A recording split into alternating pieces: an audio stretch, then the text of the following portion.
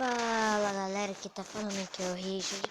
Eu tô trazendo aqui um vídeo de que você vê quando você vai ganhar tem assim um baú Super Mario. Ele mostra quantas vitórias quantas vitórias falta. Sim, que nem um dia eu vi acho que me falta 59. Se eu ganhar 59 vitórias e tiver espaço para o baú, eu vou ganhar o baú Super Mario. Aqui, ó. Que nem aqui do lado você vai colocar a sua tag.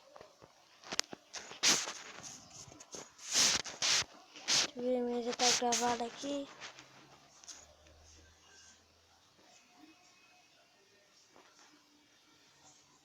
Faz tempo que eu coloquei também.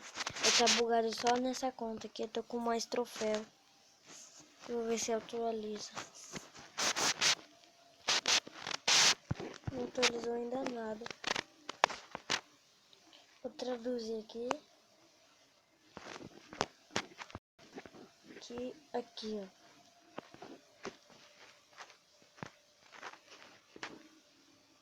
Pode ver que eu tenho logo de gelo, as coisas. Assim, eu já fiz esse círculo aqui, ó. Eu já fiz tudinho, eu já ganhei esse. Ó, eu já ganhei esse daqui, ó. Eu vou ganhar esses dois e vou ganhar o próximo mês. Aqui praticamente eu tô com o que? Aqui umas 58 vitórias.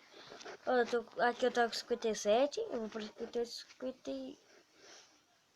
Não lembro, acho que aqui eu tava com 56, 57, 58. Esse aqui vai para 59. Aí depois eu vou ao lendário e depois pro épico. Se vocês quiserem pesquisar para ver qual será seu próximo baú, eu vou deixar o link na descrição do vídeo. E foi isso, galera. Só passei para trazer uma informação. Se vocês quiserem ver qual será o próximo baú. E é nóis. Falou!